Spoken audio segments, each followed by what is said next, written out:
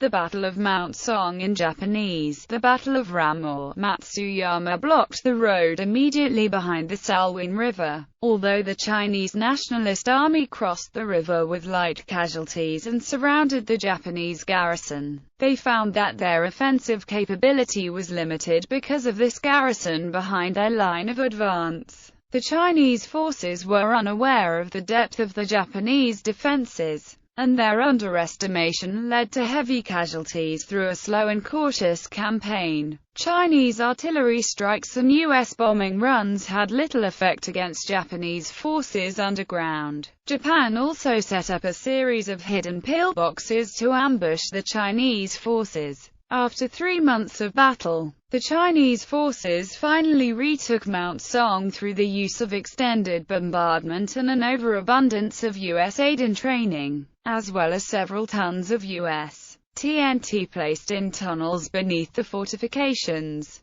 Once open, the Burma Road could be used to supply China with aid via a land route. Fall and aftermath. The Japanese listed only one survivor, Captain Kinoshita, an artillery officer, and one other soldier ordered out to communicate to the Japanese High Command the night before the fall of the outpost, with apparently one other soldier. Chinese sources say 7 soldiers were captured out of the total garrison. Japanese sources do not mention prisoners. Comfort Station. Upon the exhortations of senior staff officer Masanobu Tsuji, a comfort station was established in early 1944. About 12 Japanese comfort women committed suicide towards the end of the siege after fighting alongside the Japanese garrison. Another 5 or 6 Korean comfort women were captured by Chinese and U.S. forces. These were eventually repatriated.